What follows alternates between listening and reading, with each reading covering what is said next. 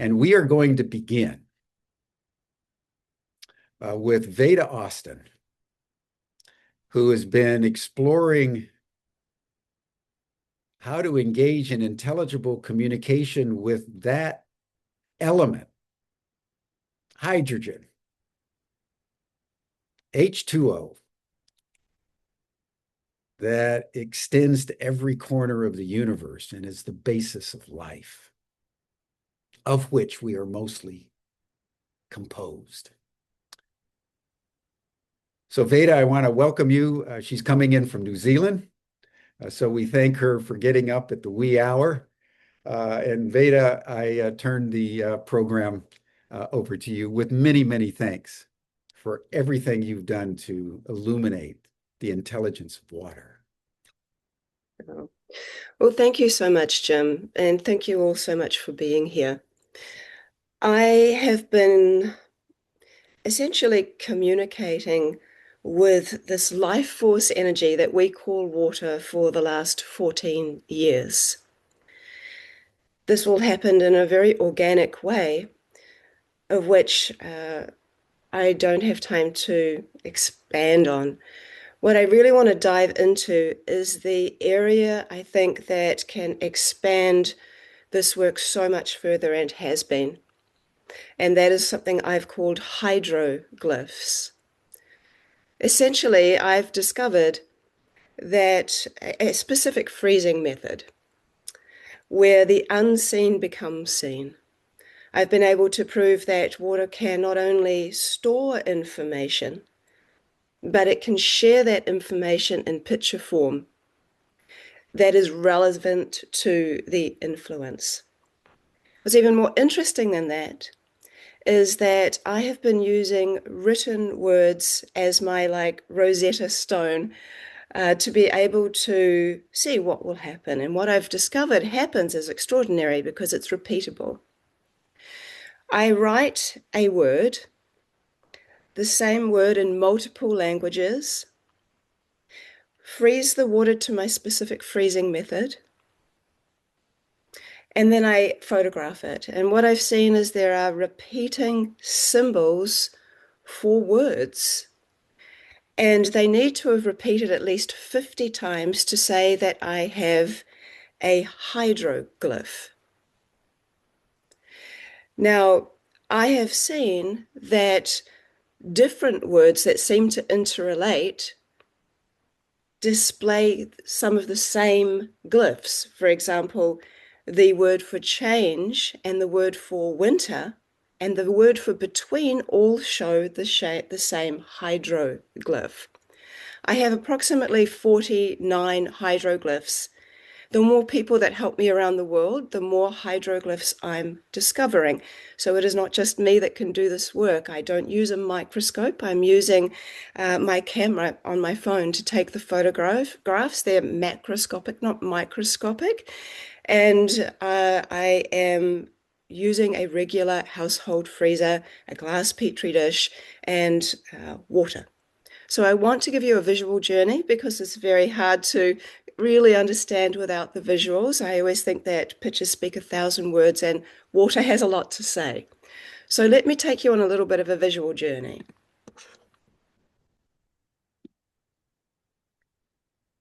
So this is essentially some of the hydroglyph pictures that I have, these pictographs. Now I'm going to show you and focus on some that I've just kind of highlighted, which I've added some repeatability here for people to see. And the reason I've started to even use words that they kind of come to me, they're intuitive. I actually think that water has multiple different phases, not just a liquid, solid, and gas.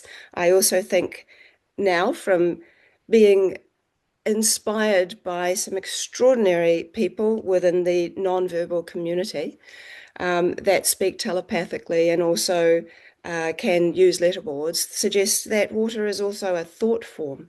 that thought is a state of water. I also think that intuition is a state of water. So intuition sometimes leads me to ask, to write certain words. So ring and marriage show the same symbol. This is an interesting one because life and death show the same symbol. It is this six-pointed star with hexagon with these ferns coming off each leg. And for the word living, we get the same symbol as the word death. A man reached out once and he said, "Could you please ask water what death looks like?" And so I kept writing the word death and I kept seeing the living hydroglyph. After some time, I realized, well, of course, because water doesn't die, we can give it the label. Water is dead water or polluted water, but water will always evaporate. It reincarnates for all to see. And so essentially, the word death to water is just another word for life or living. So let me just, there we go. And money and abundance. Now, it's quite interesting. Someone said, oh, well, why would water in all its wisdom want to even have a symbol for money? Well, it is part of our language. We can't just pick and choose the words we like or don't like. So it also means abundance, which may have nothing to do with money. And why was it a coin? Well, we've been flicking coins into wishing wells and asking for a boon for so many hundreds and hundreds of years. There's a relationship between humans and water that has been going back for thousands of years, actually. Conception. This is a very interesting one, and we will cover this a little bit in my presentation. Two circles touching. I think it's important that people do see the repeatability. I do have lots of videos of me doing all of this, but I want to really get into how I've been using this to communicate. So, you know, Jim, we can discuss about sharing anything that people want to see later or direct people to different podcasts that I've done where I've shared that perhaps. This is light and guidance, this beautiful star. This is the change, winter, and between hydroglyph. Between is a new one. So that's something that I've really just been able to really say, yes, we've seen this consistently now. This is the information hydroglyph. Essentially, it looks just like ancient language. You can see here I've paired it with ancient hieroglyphs and cuneiform. There is no doubt at all that this is a kind of coding. Now, this is not just me that sees this. There are now thousands of people around the world that have been doing this freezing method and see the same symbol. Interestingly, with this particular symbol, over the last year and a half, regardless if someone is using the word information or not, 8 out of 10 times people are seeing this hydroglyph. That has led me on to really start diving into what does this particular hydroglyph mean? And I have been getting a lot of help from different people around the world, including the nonverbal, or they like to be called beyond verbal, autistic community, because they have access to other realms of consciousness and have been able to essentially open me up to realize that these hydroglyphs for information, essentially every little line is a doorway into another realm of consciousness. And these have sound that emanate from them, and they also have healing properties just in the viewing of them. And I'm in the process of actually finding a hydroglyph that can help people with things like cancer, things like depression, various ailments and things that people have been going through where there could be actual interaction through visuals, through sound that help heal them. So this is a big project that I'm taking on next year. This is just what the hydroglyph looks like when you have the background taken out. I want you to just to see how much coding is in this hydroglyph. This is interwoven. So this essentially water is not reading words, it is absorbing the energy of this word, reverse engineering it back to some kind of living principle that we can see, we can photograph, we can touch, and we can embody by eating the crystallography. So that's a very potent thing. And here is the word or symbol for completion, for the energy of completion. This is the word or the energy of love. So I have been working with hydroglyphs in various ways, and anyone else that knows my work knows that water shares information through this particular crystallographic method in 3 ways. So I am not freezing water to a solid, it is a liquid crystal. Essentially, it takes 5 minutes and 20 seconds in my freezer. I take the sample out, there's liquid on top, ice underneath. I tip the liquid away and I photograph the remaining crystallography, which is in a more of a gel state than a solid state. So I can see that water can share this repeatable hydroglyphs, so you can start to read the messages in water. And I can also see that water shares picture imagery. For example, I might show someone a picture of someone's face by printing out a photograph, putting the dish of water on top of it for 30 seconds, removing, and I will see their face in the ice. Now, I have over 70,000 photos of water responding in this type of way. And I think that there's just so much evidence now. It's beyond just a coincidence that this is happening. So let's dive into what I've been doing. Now, what is this picture? Well, the story behind this picture is that there was a lady who has a dog, and the dog got very sick very fast. The dog started vomiting and was really unwell. And she had a friend who was a vet. She lived kind of rurally, and the vet took an hour to get to her house. And the lady had been on my beginner's workshop where I taught the freezing method and I talked about hydroglyphs the day before. And so she was giving the dog water to drink to try to rehydrate it while the vet was coming. And she wanted to see, well, maybe the water can diagnose what's wrong with her dog.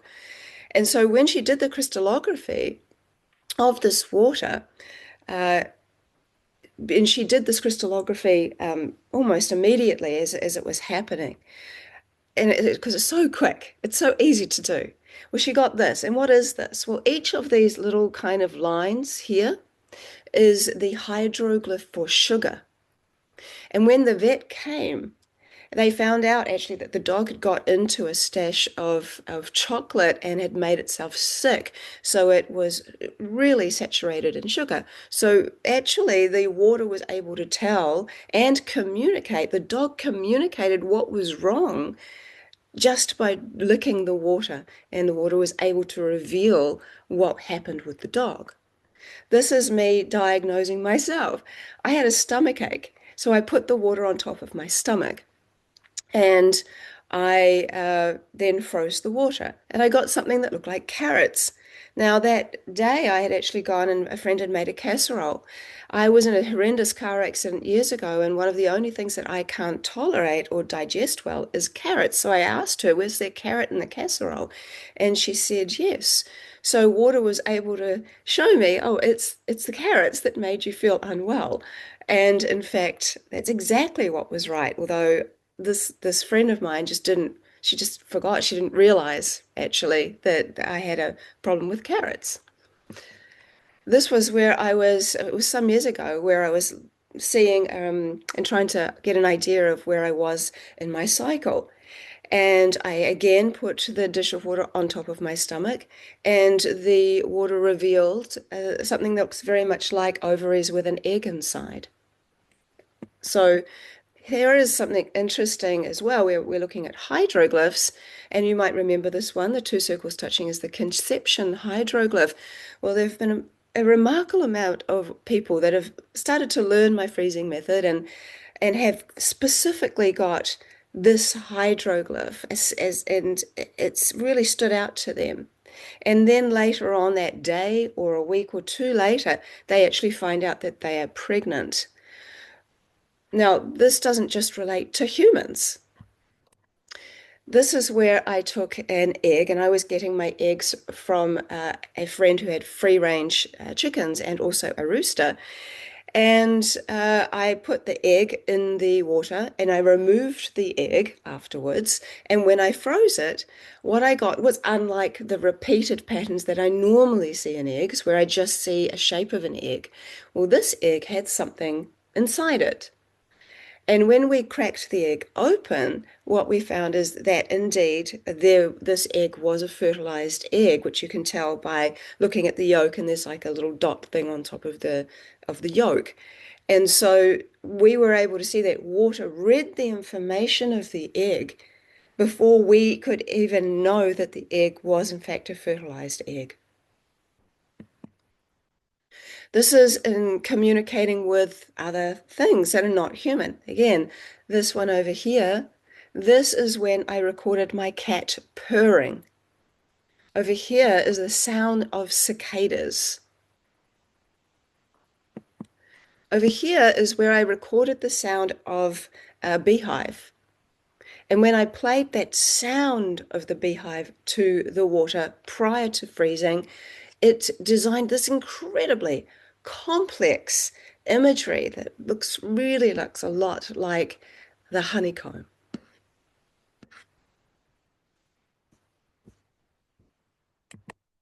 Here is where I put water right by a fern. And one of the reasons I did that is that an Indigenous Hawaiian friend of mine has done a lot of research and says that there is an alien atmosphere 1 inch out of a fern, and how ancient ferns are and how they have not changed at all over millions of years.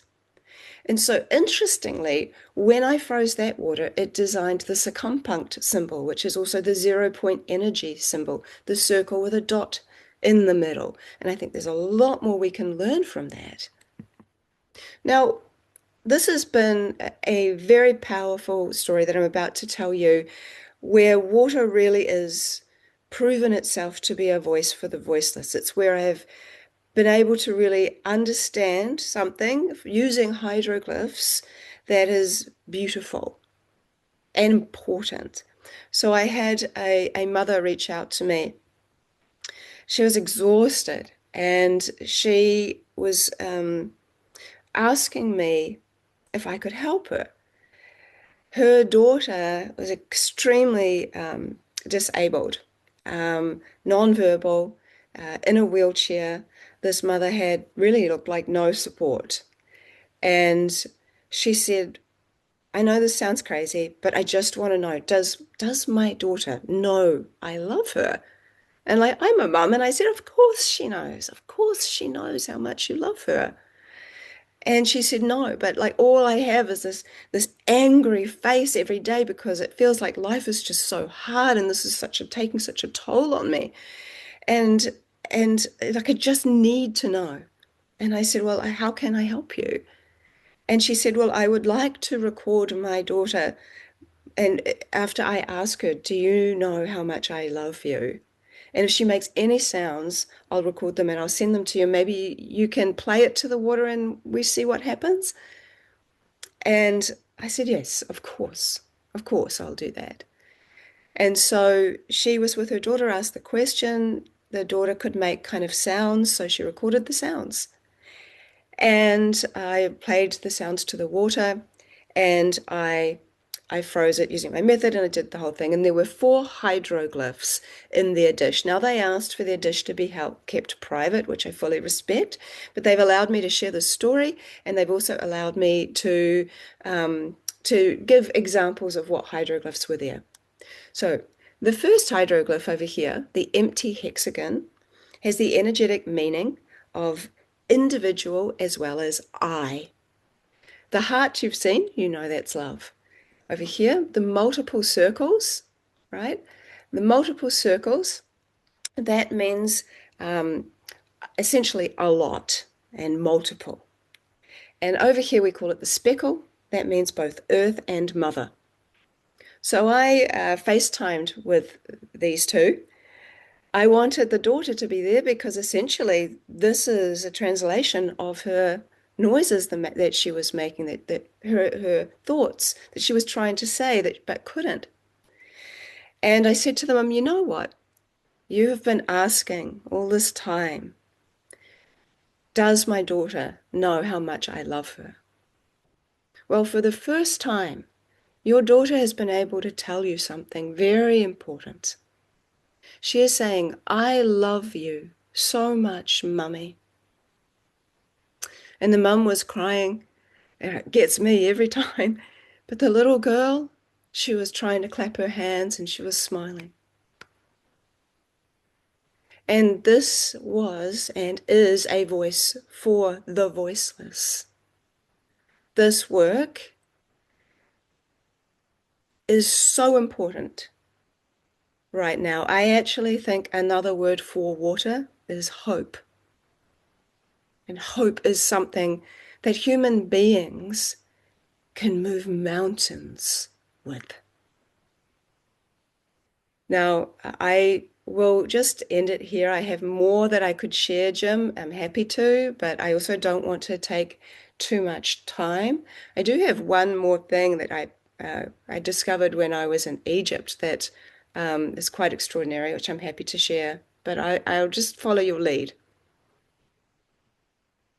Well, I would say if you can do it in say 1 or 2 minutes, we would love to see it. What you're showing us, Veda, is phenomenal.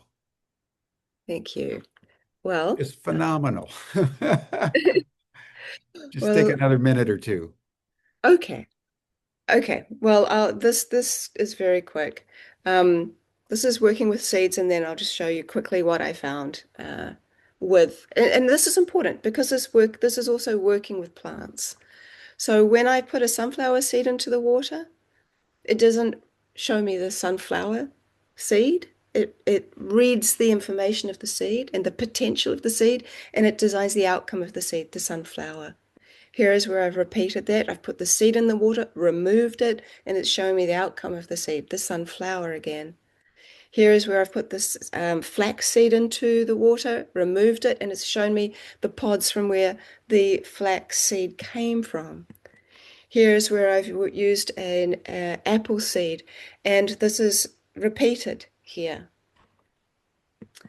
Now, this is where I was recently in Egypt. Nobody's seen this in the world yet. So I thought it would be a nice place to share, Jim. So we went into the Hathor temple, which was my favorite temple in Egypt.